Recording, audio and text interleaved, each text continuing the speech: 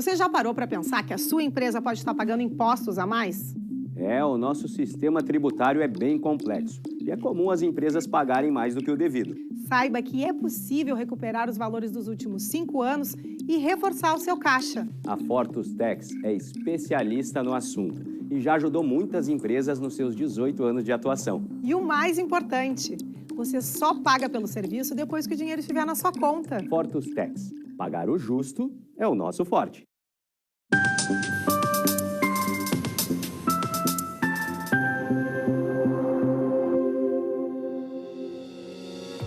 Olá, sejam todos muito bem-vindos. Está no ar o programa Papo Certo de hoje. De segunda a sexta, às 20 horas e 30 minutos, estamos aqui, sempre com um programa inédito para vocês. E o nosso papo de hoje é o papo imobiliário e vamos falar sobre imóveis históricos. E a nossa convidada de hoje é a arquiteta Verônica de Benedetti. Muito obrigado pela sua presença no programa. Eu que agradeço pelo convite, uma honra estar com vocês. Seja muito bem-vinda ao Papo Certo, Verônica. Obrigada. E você de casa que já está nos acompanhando, venha participar do nosso programa, ele é interativo. O número está aí na tela, 30 29 80 80. Vamos fazer um rápido intervalinho, já voltamos.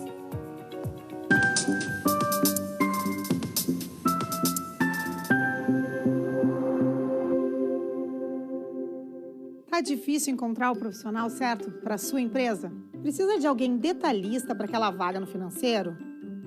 Quem sabe um criativo para o marketing? Ou ainda, alguém focado em resultados? A Fortus RH utiliza técnicas de seleção e processos estruturados, realizando entrevistas, aplicando provas e testes específicos. Tudo isso para buscar a pessoa certa para a vaga certa. Fortus RH. Conectar pessoas é o nosso forte.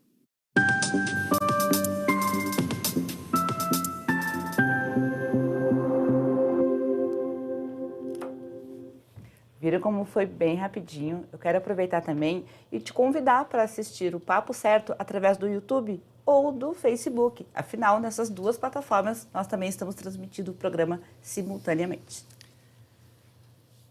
Arquiteta Verônica, por gentileza, fale para nós quem é a REI. A REI é a Raro Efeito Imóveis Históricos, fundada em plena pandemia, num insight e numa experiência de 30 anos como arquiteta restauradora, né, nos permitiu identificar uma lacuna no mercado imobiliário. Então, a Raro Efeito Imóveis Históricos é uma boutique de negócios focada exclusivamente em imóveis históricos, onde nós trabalhamos junto com o usuário e proprietário desses imóveis, desde a parte de transações imobiliárias de compra, venda, locação e obras, projeto de restauro, retrofit, enfim, tudo aquilo que possa auxiliar o proprietário do imóvel a preservar e gerar renda com esse imóvel. E como e por que ela surgiu? A Raro Efeito surgiu porque ao longo desses 30 anos, né, como arquiteta, nós sempre restauramos imóveis institucionais. Nós temos obras em Minas Gerais, São Paulo, Rio de Janeiro, Santa Catarina, Paraná, Rio Grande do Sul. E de todos esses imóveis restaurados até agora, eu acho que eu posso dizer assim que menos de 10% eram imóveis pertencentes a proprietários particulares. E nós, ao caminharmos pela cidade, percebemos que esses imóveis, as pequenas casas, os pequenos antigos comércios, eles estão bastante degradados e isso desvaloriza não só o patrimônio do proprietário, quanto a cidade, porque uma cidade aprazível, bonita, com belos imóveis históricos, é uma cidade onde recebe investimento. Então, nessa contribuição, né, para esses imóveis, para a nossa própria cidade, ela surgiu realmente para assessorar e contribuir nesse sentido de revitalização do nosso patrimônio histórico. Muito bem. E fale para nós como é que está o panorama, então, do patrimônio histórico no Rio Grande do Sul. O patrimônio histórico no Rio Grande do Sul, nós temos assim, vou dar alguns números para vocês entenderem a nível de quantidade, né? Sim. No Brasil, nós temos em torno de menos de 700 mil imóveis tombados. Rio Grande do Sul, menos de 7 mil. E em Porto Alegre, que a gente tem uma legislação muito específica, que é do inventário, só na cidade de Porto Alegre nós estamos em torno de 7 mil imóveis entre tombados e inventariados, que é uma classificação de um outro nível de proteção.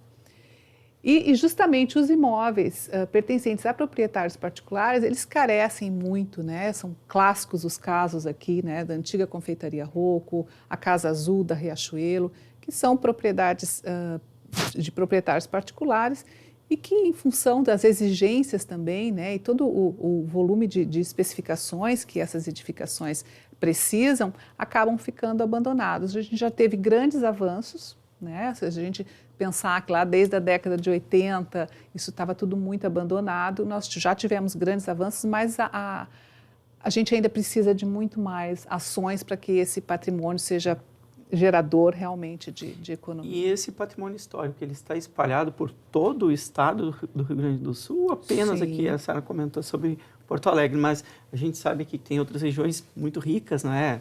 Cito aqui Pelotas, né, que eu acho uma cidade linda, mas também por outras regiões, né, a região das Missões, a região da Serra, em todas essas regiões segue a situação semelhante à de Porto Alegre, em que os imóveis públicos são mais preservados e os particulares mais abandonados? Com certeza, isso é uma realidade, né, de todo o estado e, na verdade, todo o país, né? Os imóveis particulares realmente eles estão carecendo de uma atenção e de conhecimento por parte dos seus proprietários dos seus direitos e dos seus deveres. Conhecimento, né? Então, assim, nós temos imóveis na carteira da Rarefeito Imóveis Históricos, onde, ao entrar, eu pergunto para o proprietário: você, porventura, já vendeu os seus índices construtivos ao qual você tem direito? A pessoa nunca nem ouviu falar do que é isso. Então, às vezes, a pessoa tem 1 milhão, 400 mil, 600 mil e não faz a menor ideia que ela pode. Mas explica mais sobre o índice construtivo. Os imóveis, quando são inventariados, no caso de Porto Alegre, ou tombados, a legislação permite que eles comercializem aquele potencial construtivo, né, que a gente chama de um solo criado. Então, eu vou dar um exemplo muito básico assim, para ilustrar. Se você tem, vamos supor, um terreno, né, todo o terreno, ele tem diretrizes urbanísticas que dizem o seu potencial construtivo. Então, 500 metros quadrados, 14 andares. Sim, dependendo da área do terreno, você tem um limite para você construir. Então, vamos supor, o seu terreno tem 800 metros quadrados para você construir. E você tem uma casa térrea tombada. Que eu não posso... Que você não pode demolir e tem 200 metros quadrados. Você tem uma diferença de 600 metros quadrados de potencial construtivo que você pode comercializar pelo fato do seu imóvel ser tombado ou inventariado. Para incorporadoras, para pessoas que querem construir, né, uma incorporadora, por exemplo, ela quer fazer uma edificação, né, um edifício com número X de limite máximo, número X de unidades de apartamento. Tá? Mas para ela é muito mais, a viabilidade financeira, né, o retorno que ele vai ter vai ser muito mais interessante se ele construir mais do que aquilo. Sim. E o plano, o diretor permite. Né? Vamos supor que ele tem um índice de aproveitamento 1,3, mas pode chegar no máximo a 3. Então, o que ele faz? Ele compra para ter mais unidades naquele prédio. Ele compra daquele proprietário que tem para vender, aplica no seu empreendimento e todos saem felizes e ganhando para quem com está nos assistindo, quem tem um imóvel histórico, aí tem uma oportunidade. Com certeza. E, Verônica, por que investir, então, em imóveis históricos? Imóveis históricos é uma tendência mundial, né? Eu, como arquiteta restauradora, eu sou suspeita para falar, mas o mundo está aí para provar. Existe uma discussão recente, não, ela já vem de uns 10 anos atrás, sobre os centros históricos. Os centros históricos eles estão sendo esvaziados, né? E isso foi agravado com o isolamento social da pandemia. E com isso, esses imóveis históricos os centros foram esvaziados, e ali está uma grande concentração de imóveis históricos. Só que as pessoas estão percebendo, isso é muito positivo, né, para nós, que as pessoas passaram a perceber que o imóvel histórico é algo raro, né? Daí vem o raro efeito, né? Você tem um imóvel diferenciado com todo um ativo que gera um ativo para a sua empresa, e as empresas que estão apostando, né, as empresas e as pessoas que estão apostando nesse tipo de imóvel, automaticamente ela já tem uma diferenciação do seu negócio, né? Porque ela está numa edificação que ela é diferente, que ela tem os seus atributos que você não vai encontrar em qualquer lugar. Então, como a gente pensa assim, né? A gente fala que a pérola negra é a mais valiosa porque ela não é encontrada frequentemente. Tudo aquilo que é raro tem um valor agregado maior e ele se torna uma diferenciação para o seu imóvel, para o seu fim, né? Seja comercial ou residencial. Eu não sou arquiteto, contador, muito pelo contrário, mas sou apaixonado por imóveis históricos, a gente estava falando, né? Que eu acompanhei ali a restauração da Fonte Talavera, no centro, da Prefeitura Velha também, mas eu vivi uma mudança muito grande aqui em Porto Alegre. Nós temos uma rua chamada João Alfredo, no bairro Cidade Baixa, que isso há uns 10, 15 anos atrás era residencial e com prédios muito históricos, que é uma região muito antiga da cidade. Mas ali se descobriu um potencial para a vida noturna com bares, com pubs, e todas aquelas casas foram, na sua grande maioria, restauradas, né? E é um atrativo cultural, um atrativo econômico, aí por que investir em imóveis históricos, né?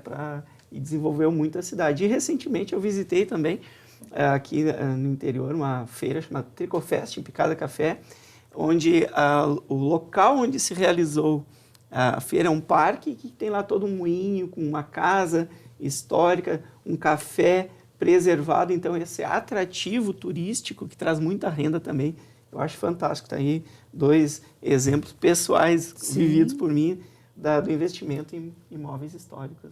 Exatamente. E fala-se muito, Verônica, em preservar o patrimônio significa descarbonizar. Explica para a gente sobre isso. Quando nós pensamos na arquitetura, no patrimônio histórico sustentável, a gente fala na questão de que você não vai construir algo do zero, você está aproveitando uma edificação que já existe. Então, quando a gente busca dados, né, da construção sustentável, da Câmara Brasileira de Construção Sustentável, nós temos informações como, por exemplo, 20% da água das cidades é utilizada pela construção civil. 70% dos recursos minerais são utilizados na construção civil. 80 milhões de toneladas de resíduos oriundos da construção civil são jogados anualmente no meio ambiente, entre outros dados. Então, quando nós pensamos em trabalhar uma edificação existente através de um trabalho de retrofit, de restauração, você já pensa que você não está descarregando tudo isso no meio ambiente. Então, preservar o patrimônio histórico, ele tem esse viés, essa característica de sustentabilidade, com certeza. Com certeza. E como é que está o cenário mundial em relação ao uso de imóveis históricos? Crescendo cada vez mais. Nós temos, inclusive, casos muito curiosos, né, de igrejas que estão sendo compradas e transformadas em pubs, transformadas em residência. Igrejas? Então, igrejas católicas, entre outras, porque os imóveis históricos realmente, né, ele tem, as gerações geralmente não vão se identificando, não vão se apropriando, e esses imóveis, muitas vezes desocupados, passam a novos usos. E isso é muito interessante, porque um imóvel histórico, ele é um registro tecnológico, social, de uma determinada época. E ao longo de toda a sua vida existente, ele vai registrando, né? Então, quando você se permite adentrar um imóvel histórico na sua época e fazer essa marca, né? Deixar ali a sua marca, você tem um grande livro aberto, é um registro da história pelo qual ele passa, da tecnologia existente na época. Então, os imóveis a nível mundial é uma tendência muito forte. A gente hoje em dia fala em retrofit, né, que é uma palavra que está em moda. Nada mais é do que uma requalificação de uma edificação histórica para novos usos. E isso está cada vez mais forte.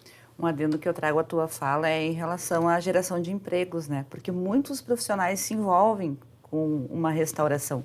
Tu pode trazer para a gente quais são esses profissionais que normalmente trabalham nesses imóveis históricos? Nós temos um dos maiores empregadores, né, do setor de maior empregabilidade é a construção civil.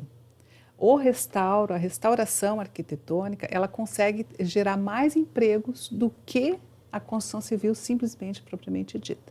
Se fala em 1,9 a mais de geração de emprego quando você trabalha com restauração. E quando a restauração de uma edificação, ela tem caráter multidisciplinar, transdisciplinar, porque você tem o arquiteto como grande orquestrador, né? A gente compara ao maestro, mas ele tem lá, muitas vezes, quando é um restauro, né? Você pode trabalhar como um geólogo, você pode trabalhar como biólogo, você pode trabalhar como historiador, sem contar os artífices que vão trabalhar, os artistas plásticos. Então, é uma gama muito grande de pessoas envolvidas de um processo de restauração de uma edificação. E temos, a pergunta, temos esta mão de obra hoje disponível no mercado? Essa mão de obra, ela é um pouco mais restrita, mas o que acontece, né? Nós, enquanto prestadores de serviço, né, que tem as empresas, a gente acaba formando essa mão de obra no próprio canteiro de obras. Ensinando, né? na prática. Quando o restauro do Laçador, um grande exemplo aqui. Sim.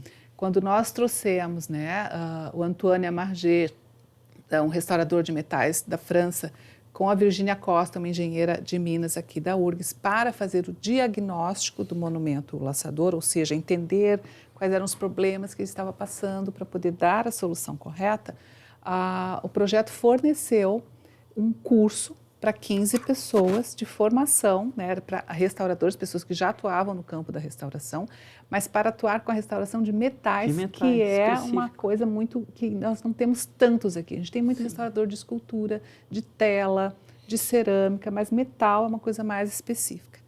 E depois, quando nós fomos fazer a restauração do laçador propriamente dita, nós utilizamos essa mesma mão de obra, que nós formamos no etapa inicial.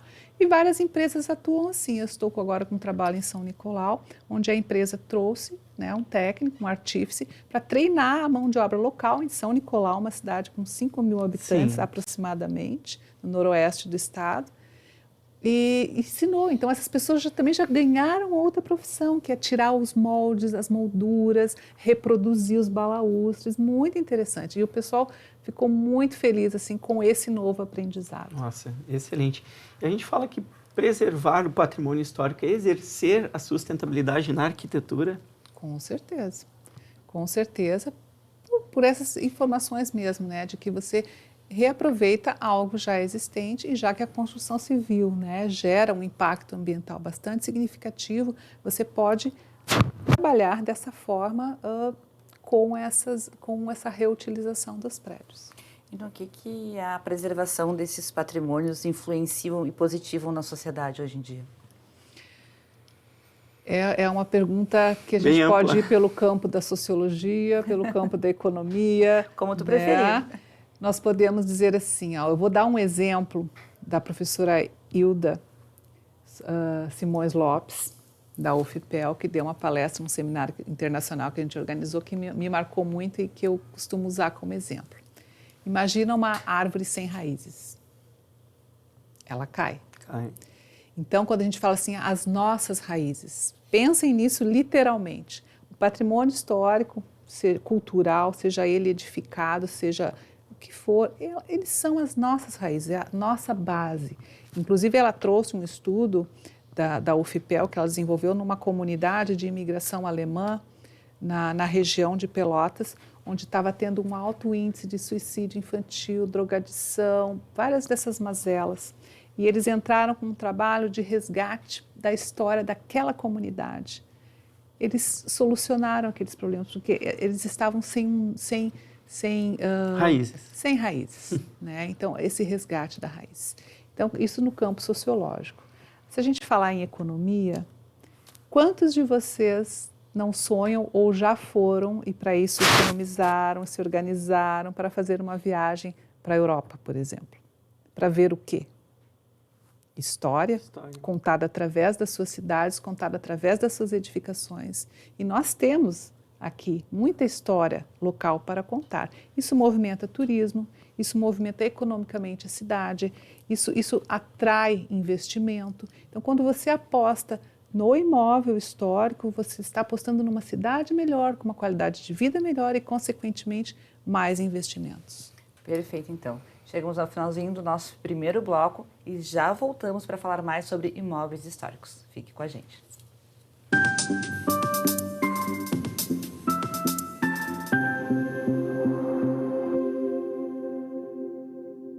Em tempos de juros altos, margens reduzidas e incertezas, rever estratégias é fundamental para manter o seu negócio competitivo. Esse cenário exige planejamento e organização financeira. Nessas horas, qualquer ajuda é bem-vinda, mas a ajuda de um especialista é necessária. A Fortus Consulting conhece na prática e tem as soluções adequadas para cada situação. Fortus Consulting. Melhorar os seus resultados é o nosso forte. Que tal ganhar o prato do seu acompanhante? Com esse app você compra um e ganha um. Simples assim. Vale também para ingressos e hospedagens. De Gramado para o Brasil, o Prime Gourmet traz experiências incríveis para você. Baixe o app grátis e assine quando for usar. Já somos mais de 500 mil aproveitando esse guia gastronômico e turístico. Faça parte desse clube também. Para o cliente, economia e experiências em dobro por um ano. Para o parceiro Prime, clientes selecionados. Uma forma elegante de utilizar descontos.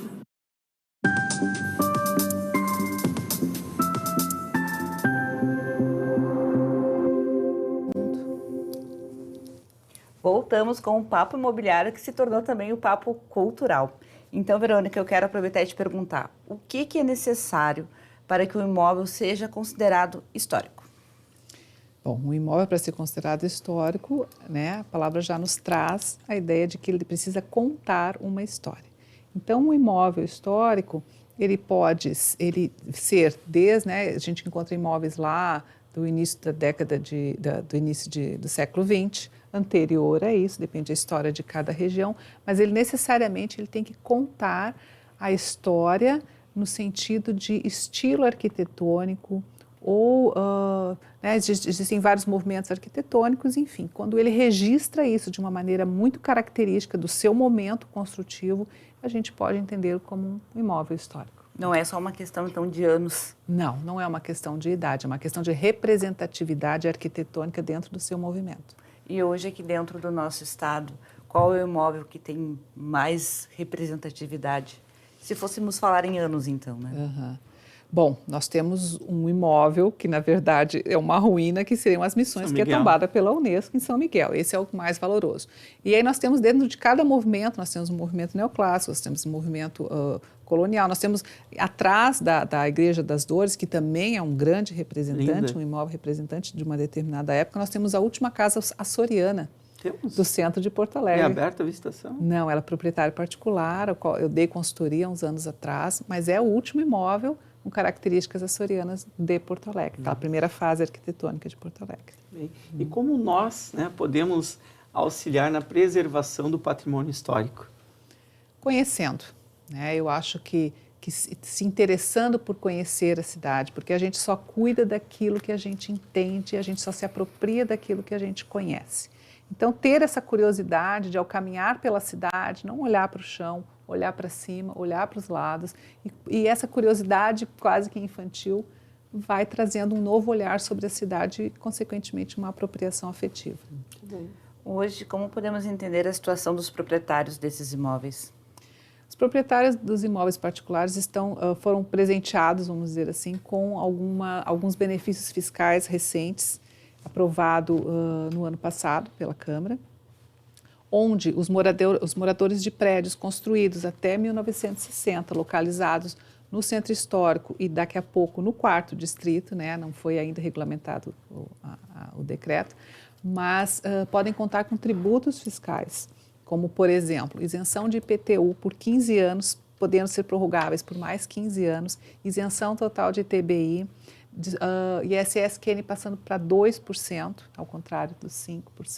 Né? Tem a questão dos índices construtivos. Então, o proprietário hoje ele conseguiu, né, trazer, até porque o poder público percebeu que é importante, é vantajoso economicamente para o município apostar nos imóveis históricos. Isso é um sinal de reconhecimento muito grande. Né? Então, os proprietários particulares que têm toda uma carga, né, de responsabilidade, enfim, desses imóveis históricos, ele conta mais agora com essas possibilidades. Excelentes informações. Poder... Sim, né? com certeza. E recentes. Quem é proprietário de imóveis históricos, então, tem essas vantagens. Vamos nos informar. Inclusive, só quero fazer mais uma parte aqui. E aonde esses proprietários podem procurar por esses direitos, esses benefícios? Esses benefícios a prefeitura, né, está oferecendo. A gente, enquanto Rarefeito Imóveis Históricos, a gente presta essa assessoria, a gente contribui, né, porque esses imóveis históricos, se eles já são tombados ou inventariados, é uma fila que eles pegam. Quando eles não são, isso não significa que eles não podem solicitar esses benefícios, mas aí é uma outra fila que aí exige um trabalho mais aprofundado com conhecimento. É uma consultoria, que eu posso tratar, que eu sempre trato, como uma prevenção. Porque a pessoa que sabe o caminho certo que tem que seguir e qual é o valor que ela tem a receber ou mesmo economizar, é infinitamente maiores do que uma consultoria bem feita. Então, com parabéns. certeza. Vamos falar sobre a comercialização de imóveis históricos. Ele tem algum trâmite diferente dos demais imóveis? Não, a comercialização não. O que a gente coloca é que, pelo fato de ter esse pacote, né, de vantagens, ele se torna mais atrativo. E os números têm mostrado que a valorização do imóvel histórico, ele está na casa de 36%, está bastante interessante para investidores. Em relação aos imóveis não históricos, 36% acima. E também a nível de locação. Né, acima do IPCA, quando o imóvel, claro, o imóvel está em boas condições. Sim. Então, existem pesquisas até feitas pela arquiteta Renata Horowitz, né, uma pesquisa acadêmica, onde ela mostra que os imóveis do 4º distrito sofreram essa valorização com investimentos na casa de R$50 mil até R$1 milhão. Né? Então, pequenos investimentos que foram feitos nesses imóveis históricos, já a valorização deles já foi superior a um imóvel considerado não histórico.